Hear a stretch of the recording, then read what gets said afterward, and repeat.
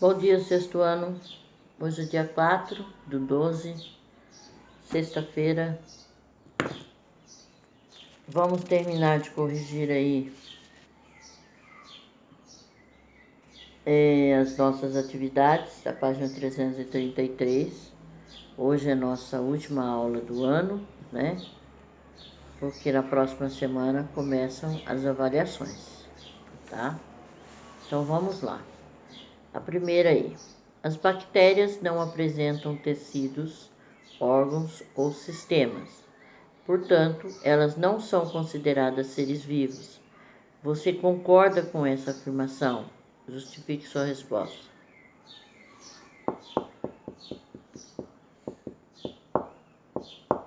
E aí, pessoal? Ela é um ser vivo, tá?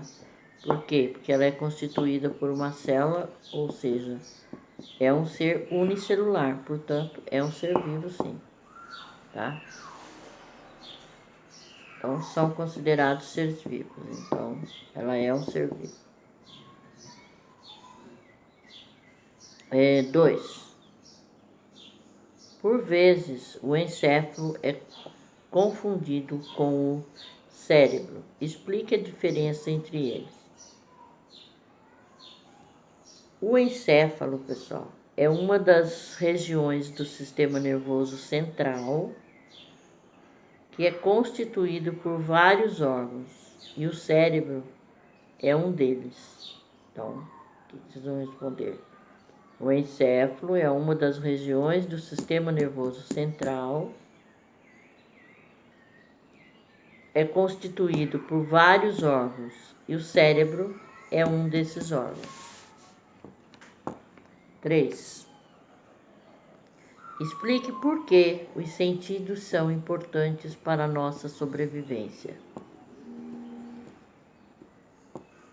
Bom, como nós vimos, né, por meio dos 5 sentidos nós podemos evitar muitos acidentes, né, pessoal? Então coloque aí. Por meio deles, entramos em contato com o ambiente, por meio deles, ou seja, por meio dos sentidos, né? Entramos em contato com o ambiente, vírgula. Nos prevenimos de acidente, vírgula. Nos comunicamos com os outros seres vivos, etc. Podem colocar mais coisas se quiserem, tá? Leia o texto a seguir. Hanseníase. A hanseníase, antigamente conhecida como lepra, é uma doença infecto-contagiosa causada por um micro-organismo, bactéria, denominada de Mycobacterium leprae. Sua transmissão ocorre através do contato direto com doentes sem tratamento, pois esses eliminam os bacilos através do aparelho respiratório por meio de secreções nasais e gotículas da fala, tosse e espirro. No caso dos doentes que recebem tratamento médico, não há risco de transmissão. Seus principais sinais e sintomas são sensações de formigamento, fisgadas ou dormência nas extremidades, manchas brancas ou avermelhadas, geralmente com perda de sensibilidade ao calor, frio, dor, ao toque, áreas da pele que apresentam alterações da sensibilidade e da secreção de suor, caroços e placas em qualquer região do corpo e diminuição da força muscular, dificuldade para segurar objetos.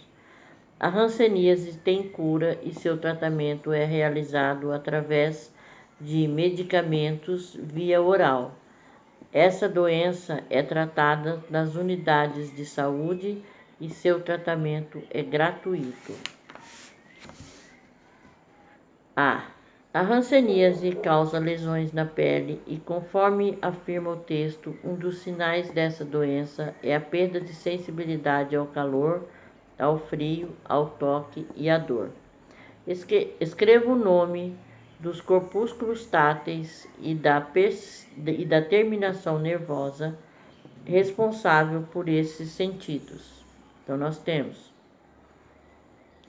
os corpúsculos táteis são Ruffini, que é do calor, Krause, que é do frio, e Meissner, que é do toque. E as terminações nervosas livres são responsáveis pela percepção da dor. Tá? B. Além de nos colocar em contato com o ambiente por meio das sensações táteis, quais outras importantes funções que a pele desempenha no organismo? A pele protege o corpo, né, da entrada de micro-organismos e outros materiais estranhos, controla a perda de água do corpo e mantém a temperatura corporal, entre outras, tá? Então, a pele protege o corpo da entrada de micro-organismos e outros materiais estranhos, controla a perda de água do corpo, mantém a temperatura corporal, etc.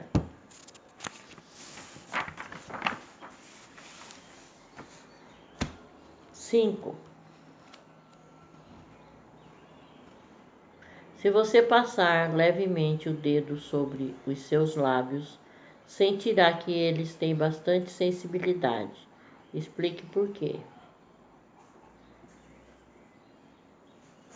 Na realidade, pessoal, os lábios é uma das regiões mais sensíveis do nosso corpo, sensíveis ao tato, né?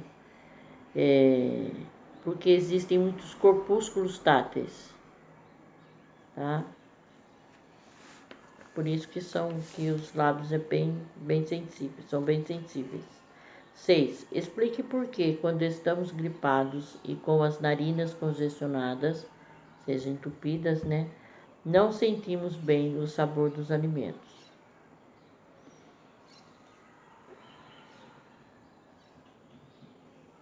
Porque o excesso de muco que fica nas nossas narinas impede que as células do olfato sejam estimuladas. Ou seja, você não vai sentir o cheiro, né? Se o olfato, aí você vai estar lá com os sentidos do olfato e da gustação estão interligados, né? Se não sentimos o cheiro, o paladar também não o paladar também é afetado. 7. Quando entramos no nosso quarto à noite, mesmo antes de acendermos a luz, conseguimos enxergar a localização e a forma de alguns objetos. Com base no que você aprendeu sobre a função da íris, explique como podemos enxergar em ambientes com pouca iluminação. Em ambientes com pouca iluminação, a íris se contrai, aumenta a pupila e aí permite que a luz entre nos nossos olhos, que vai facilitar a visão. 8. Retomando o que você aprendeu sobre o sistema nervoso e o mecanismo da visão, responda as questões a seguir. A. Se a imagem que se forma na retina é invertida em relação ao objeto, por que não enxergamos dessa forma? Seria bem estranho, né, se a gente enxergasse invertido, né, pessoal? Porque recebemos os impulsos nervosos. Quando recebemos os impulsos nervosos, o cérebro interpreta, fazendo com que enxerguemos de forma correta. B. Escreva o nome do nervo que, ligado ao bulbo do olho, conduz os impulsos nervosos até ao encéfalo, para que o cérebro os interprete e formule as sensações visuais. É o nervo óptico. Então, pessoal, essa parte aí, ó, nós encerramos. tá? Hoje, a nossa unidade da prova, que é a unidade 3 e 4. Essas duas unidades, pessoal, são as unidades que nós vamos fazer aí essa prova bimestral, tá? A unidade 3 é bem curtinha, 4 que é um pouquinho maior, né? Mas o importante ali é que vocês viram ali, nós vimos na unidade 3 e unidade 4, nós vimos os 5 sentidos, né? Que é o tato, olfato, gustação, audição e visão. Nessa unidade 3, nós vimos 3 sentidos, né? O tato, olfato e gustação. E lá na unidade 4, nós vimos audição e visão. Aí, desses 5 sentidos aí, nós vimos os corpúsculos, né? Que estão ligados a esses 5 sentidos, né? Temos o corpúsculo aí onde a gente sente o frio, o calor, onde as terminações nervosas livres, onde nós sentimos dor, né? Vimos também aí o sistema nervoso e o mecanismo de tato, né? Que mais? O olfato, né? Que o órgão responsável pelo olfato são as narinas, né? Que nos dá sensações olfatórias, narinas ou cavidades nasais, né? O sistema nervoso e o mecanismo de olfato, ou seja, como que funciona, né? O cheiro, ele só é percebido porque ocorre a liberação daquelas partículas, né? De alguma coisa, tipo como tem lá no exemplo flor, né?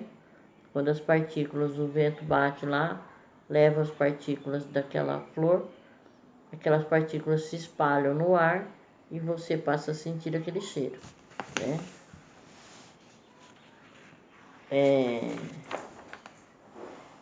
Vimos também a memória olfativa, né? Aquela memória que você tem de algo que você, algum alimento que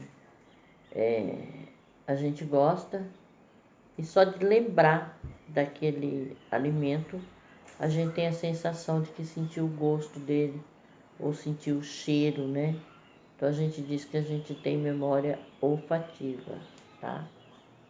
A gente já sente o cheiro, às vezes só de ver uma foto, você já sente aquele cheiro, né? Parece que aquele alimento tá ali na sua frente, você passa a sentir aquele cheiro. Isso daí é memória olfativa, né? Vimos a gustação, né? Vimos aí que a língua tem os sabores determinados, né? O doce, salgado, azedo, amargo e umami, né? Umami é aquele sabor adstringente, ou seja, é como se você estivesse comendo uma banana que não está muito madura, tá? E para cada parte da língua ele determina a sensibilidade para um sabor, né? E isso quer dizer que a gente sente somente doce, salgado, azedo, amargo e umami. A gente não sente gosto de determinada coisa, tipo gosto de chocolate, gosto de morango.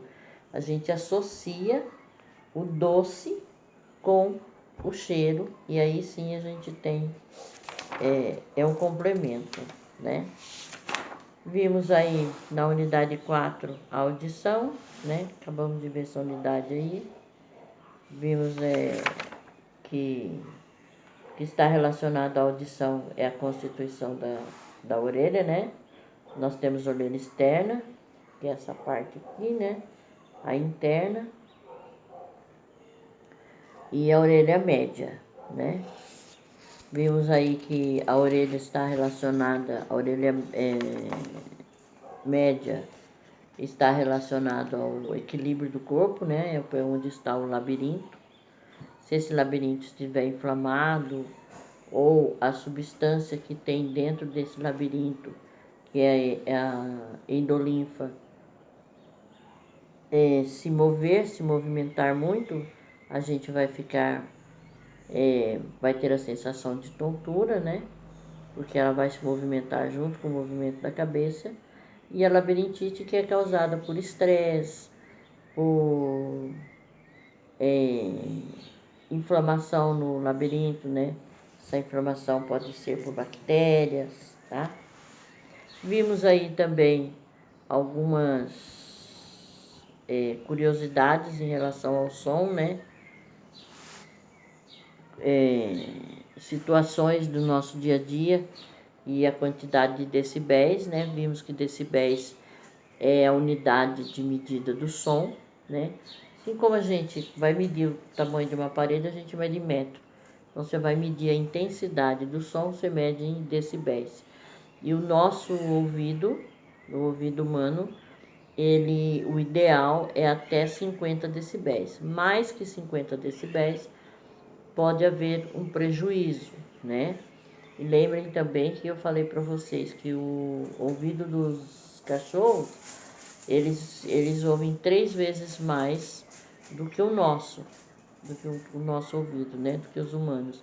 Então a gente tem que tomar muito cuidado com o ouvido do cachorro, principalmente quando a gente vai banhar em casa e tal, tampar bem o ouvido dele e tomar muito cuidado com barulho, porque ele pode ficar estressado na época de fogos ou um local muito barulhento. Ele pode ficar estressado e acaba tendo uma parada cardíaca por conta disso, tá?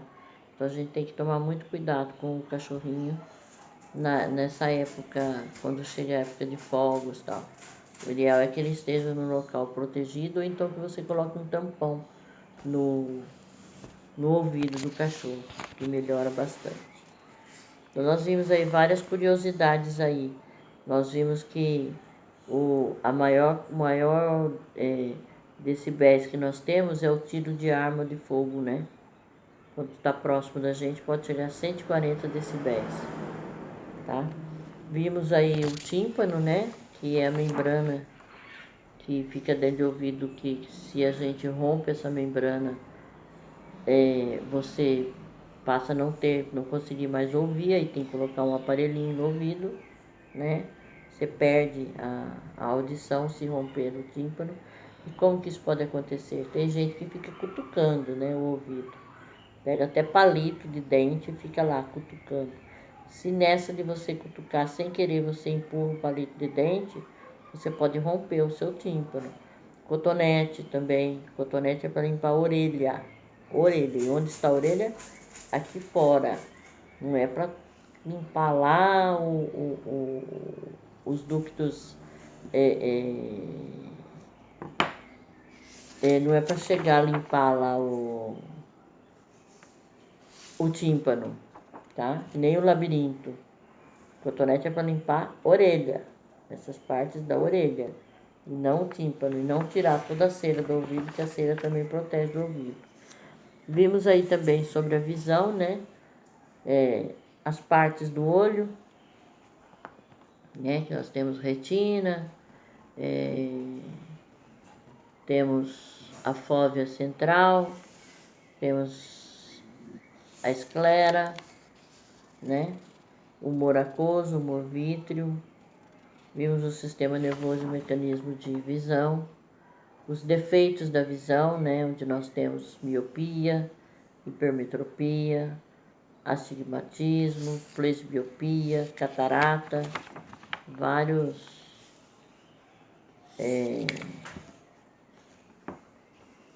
problemas de visão. Falamos também um pouquinho sobre as drogas que atuam no sistema nervoso, né, que são as drogas psicoativas. São aquelas drogas, elas podem ser de 3 tipos: estimulantes, depressoras e perturbadoras. Falamos um pouquinho sobre a nicotina e o álcool. E alguns direitos das pessoas com deficiência, né? Então foi isso, pessoal. Se alguém tiver qualquer dúvida em relação a esse assunto da unidade 3 e da unidade 4, que são as duas unidades para estudar para a prova, tá? Se alguém tiver alguma dúvida, é só me chamar no privado, tá? Que eu vou ter o prazer de responder, de estar explicando para vocês quantas vezes for necessário. Para quem não conseguiu corrigir todas essas questões, vocês sabem que a aula está lá na plataforma, é só ver ela, só ver a aula de novo. Se passar uma semana e quiser ver algum assunto desse ainda para prova, já esgotou o prazo que a aula fica na plataforma durante uma semana. Esgotou esse prazo, as aulas minhas estão todas no YouTube. É só acessar o meu canal que tem todas as aulas lá, certo? Então por hoje é só. Até mais. Fiquem com Deus. Beijo a todos.